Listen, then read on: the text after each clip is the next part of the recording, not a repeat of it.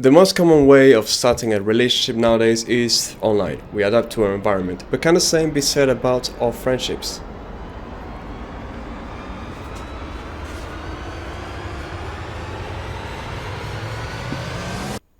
Are they real? Are they fake relationships? Friendships?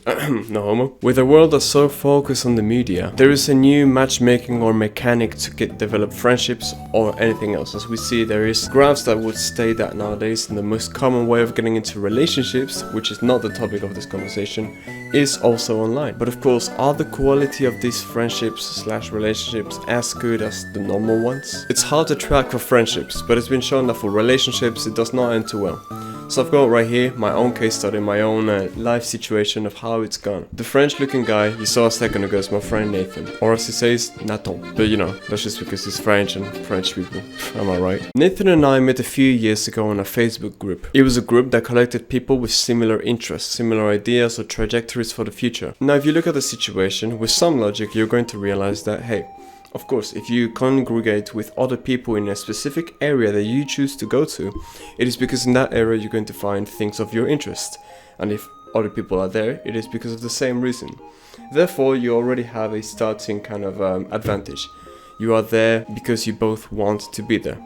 It's not the same as, for example, you go to the beach, you go to the markets, and you buy some food. Yes, you're there because you want to buy some food, but it's not, say, area of interest. And something as broad as the beach, well, yeah, you may encounter people at the beach. I've been playing volleyball the past few days and I've met some really nice people from America, but you won't connect on a deeper level if you're in such a broad space. Now, what if you were into this niche, right, kind of a circle, but you meet in person and it turns out that things aren't the same? We've all been, well, no, I was going to say we've all been catfish, but that's a huge statement, I think. Anyway, some people, fear being catfished, fear maybe encountering somebody on social media for dating or whatever purposes, and then finding out that that person isn't what they look like, and neither is their character the same at all. A quick example would be if somebody may be very comfortable speaking over text and then be very awkward in person, or the other way around. They may be a lot more energetic or aggressive even in person, whereas in messages they were super relaxed and nonchalant. Well, after speaking to this dude for 2 years and telling him my failures and sharing with him everything that I did almost every single week, what was it like finally meeting him? And can you really meet good friends online? Well, I'll be completely honest, and this may be a shocker because, I had him in the intro. It wasn't all good.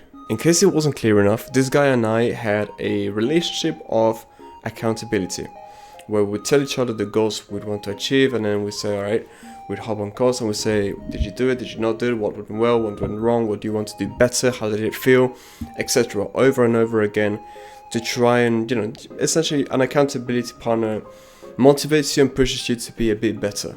And I've been doing it with this guy for a few years. Over the lapse of the 2 years, of course, I've had great failures, right? I said I would do something and I failed. I went against my word.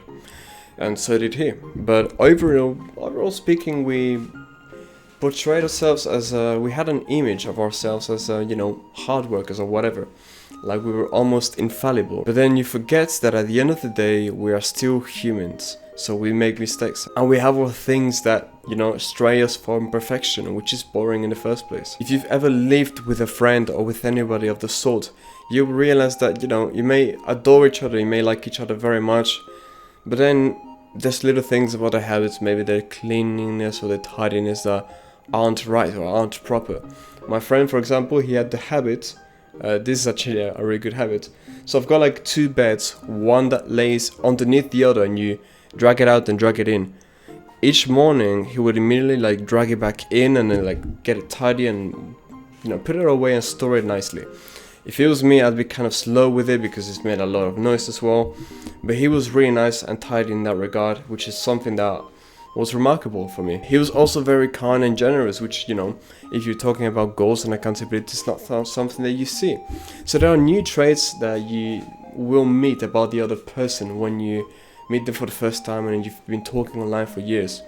Little traits that you may not have formed in the whole picture that you created about that person. And then there was the negative stuff, which in truth wasn't so much so negative things, but rather differences in our lifestyle. For example, he had his sleep schedule and I had mine, and he wanted to sleep more, whatever. And here in the summertime, you know, it's kind of the opposite. You live more in the nighttime because it's so hot, and you sleep throughout the day, kind of. Then there was other little stupid things that like bothered me a little bit, like the way he would sit or things like that. But then I realized something. I was like, what is this? My girlfriend, right? Like, this is my home, it's my friend.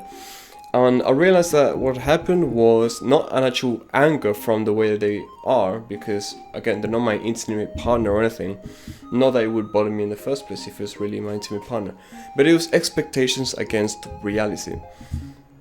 Because our relationship was a bit peculiar, it was accountability. I had fragmented him into this almost infallible person, right? Into this perfect avatar that was like there for me, and that was there to motivate me to do better.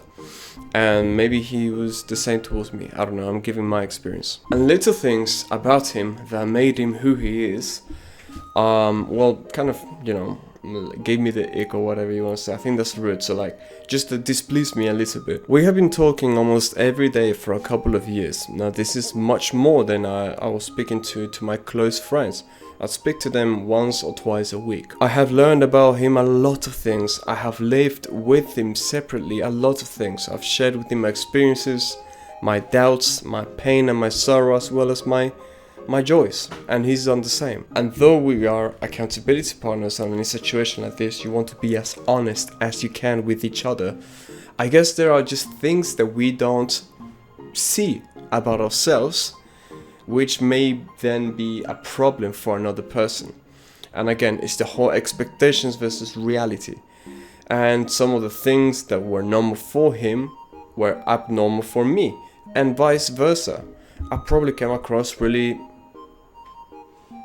intense and just over the top, or maybe dramatic or emotional and things like that, because I don't know, this is the criticism I've had before. To tie everything up together, I think the digital world, you know, since it's causing so much hurt in the world with, you know, bad influences over people, this is something that we can take that's good from it. We now have the ability to say, okay, this area of interest that I have, I can meet anybody from the world with the same area of interest.